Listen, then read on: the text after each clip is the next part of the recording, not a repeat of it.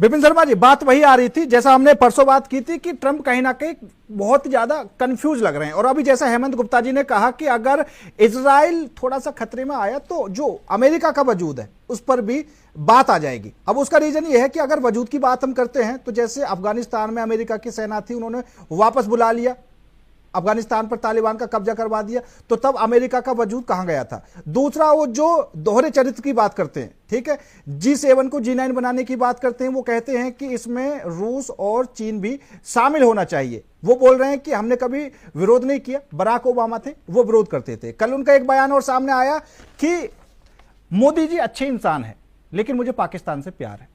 क्या है समझ में नहीं आ रहा। जी देखिए, ये जो कूटनीति होती है ये वाकई में समझ के परे होती है। तो यहाँ पर अगर हम इसको बोले कि diplomacy, and you have to be a diplomat, so that means you have to be extremely shrewd and you have to ensure कि आपका खुद का जो निजी इंटरेस्ट है वो सर्व हो, आपके राष्ट्र का जो इंटरेस्ट है वो सर्वप्रथम सबसे पहले। तो यही बात है कि यहाँ पर वो किसी से बिगाड़ना भी नहीं चाहते, तभी G7 को G9 बनाने की बात कर रहे हैं। चीन और रूस की एंट्री चाहते हैं। वो अलग बात है कि ये नहीं समझते कि बाकी के जो मुल्क हैं वो भी तो है G7 में, वो कैसे तैयार हो जाएंगे। केवल इनकी रजामंदी से तो काम नहीं बनेगा।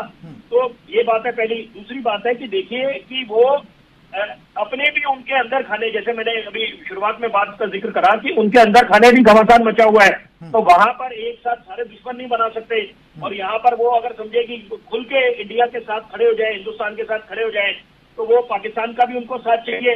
क्योंकि ये कई मुल्क ऐसे हैं जो प्रॉक्सी वॉर लड़ते हैं। चीन को महारत हासिल है इसमें। और ईरान की भी बात करें, जो इजराइल के साथ इस युद्ध में करा है, तो वो क्या है कि हमास का जो साथ दिया, हुतीस का साथ दिया, हिजबुल्लाह का साथ दिया। तो ये बातें देखिए, साथ है कि पीछे खड़े होकर आप वार करते हैं। अब अलग बात है कि सामने आ गया ईरान। लेकिन अभी जरूरी बात है कि जो आपकी कूटनीति होती है, जैसे हिंदुस्तान की जो कूटनीति है वो तटस्थ है, लेकिन अमेरिका जो है यूटर्न लेता रहता है। एक तरफ बात करेंगे कि डोनाल्ड ट्रंप की Modi is my very good friend, लेकिन Pakistan is also very good. तो ये तो अपने आप में ही विरोधाभास है, इसमें कॉन्ट्रडिक्शन है। तो ये कोई भी समझ सकता है कि ये कंफ्यूज है। और ये कंफ्यूजन ही कारण है जो जिसके कारण एक तरफ तो बात कर रहे हैं कि उनकी चाहे पीआर मशीनरी लगी हुई है, आसिम मुनीर के साथ गोल्डन हैंडशेक करके कि उन्हीं को नॉमिनेट करा दिया जाए। प्रस्ताव उनकी तरफ से गया है या पाकिस्तान के जो सलाहकार है, तो उन्होंने बोला हो कि भाई ऐसे नोबेल पीस प्राइज के लिए इनको नॉमिनेट करा जाए। तो इसके पीछे भी तो कॉन्ट्रडिक्शन तो यह है सबसे बड़ी बात कि एक तरफ से वो बिल्कुल तुले बैठे हैं कि यहाँ पर की विध्वंस मचाएंगे ईरान में जाकर। लेकिन जरूरी बात है, देखिए कूटनीति के तहत आपको किसी पे, हिंदुस्तान के दृष्टिकोण से अगर बात करें तो यहाँ पर हमें किसी को भरोसा नहीं करना चाहिए। लेकिन यहाँ पर जो द्वार है, जो आप आगे संदेश दे रहे हैं अपने डिप्लोमेसी के माध्यम से, तो वो ये होना चाहिए कि we don't have a close door policy. हम लोग संवाद की प्रक्रिया के लिए हमेशा खड़े हैं और अमन शांति चाहते हैं। ये संदेश जाता है हिंदुस्तान की तरफ से। और यहाँ पर हम दूसरों के युद्ध में बीच में नहीं घुस जाते। लेकिन हाँ, अगर कोई ये चाहता है कि हिंदुस्तान बीच बचाव करे, मध्यस्थता करे, तो हिंदुस्तान उसमें पीछे नहीं हटेगा। और ये ऐसे संकेत मिल रहे हैं यहाँ पर कि अगर बशर्ते कि माहौल बनाया जाए उस चीज के लिए, और जो बाकी जो वॉरिंग नेशंस हैं वो तैयार हो जाए कि हाँ हिंदुस्तान मध्यस्थता करे, तो निश्चित बात है हिंदुस्तान शांति का दूत बन के उभर सकता है। बिल्कुल बिल्कुल, ये भी बड़ी जरूरी बात है। लेकिन इस समय देखिए, जो पहले जो इराक पे हमला करा गया, जब जॉर्ज डब्ल्यू बुश राष्ट्रपति थे अमेरिका के, बोला था वेपन्स ऑफ मास डिस्ट्रक्शन है इराक में, जिसके कारण वो उन्होंने हमला बोल दिया इराक पे।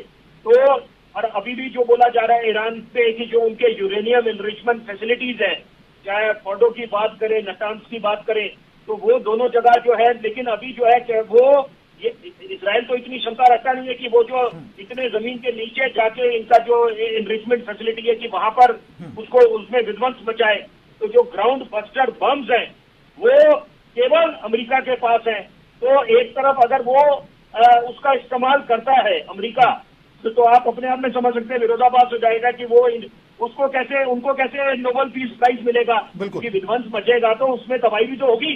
तो ये कई बातें ऐसी हैं जिसको आप मद्देनजर रखने की आवश्यकता है। हिंदुस्तान को सबसे पहले अपना इस समय निजी हित देखने की आवश्यकता है कि यहाँ पर हम लोग बेगानी शादी में बीच में ना घुस जाएं। हाँ। और यहाँ पर सबसे पहले ये भी देखना है कि यहाँ पर अलग चुनौतियां हैं।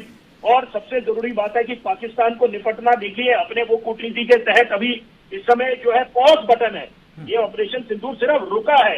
अगर पाकिस्तान दोबारा अपनी कोई नापाक हरकत करेगा तो वहां पर उसको मुंह तोड़ जवाब मिल जाएगा। ये संदेश जा चुका है। तो यहाँ पर जितने भी उनके साथ प्रॉक्सी में खड़े हुए हैं तो उनको भी ये संदेश मिला है, क्योंकि चीन ने भी दबी जुबान में इसकी निंदा करी थी जो पहलगाम में निहत्थे सैलानियों को मौत के घाट उतारा गया। लेकिन चीन पे आप भरोसा नहीं कर सकते, क्योंकि असल मायने में तो हमारा दुश्मन हिंदुस्तान का तो चीन है और पाकिस्तान दूसरे नंबर का दुश्मन है। तो यहाँ पर लेकिन आपको डायलॉग और डिस्कशन के लिए तैयार रहना है, ताकि अंतर्राष्ट्रीय पटल पे जितनी बड़ी बड़ी संस्थाएं हैं, मुल्क है, उनको ये ना लगे कि हिंदुस्तान वार्ता के लिए तैयार नहीं है। और हिंदुस्तान तो हमेशा से वार्ता के लिए तैयार है। और जो छवि है हिंदुस्तान की वो ये है, हम लोग अमन पसंद मुल्क है।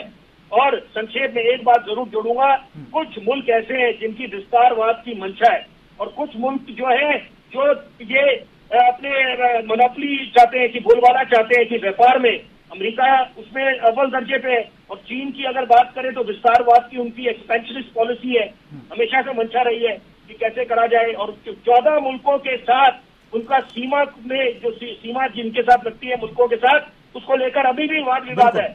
और इसी की तुलना हिंदुस्तान की करें बिल्कुल, कि हमने लगभग अपने पड़ोसियों के साथ वाद विवाद जो सीमा को लेकर है उसको सुलझा दिया है। ठीक है।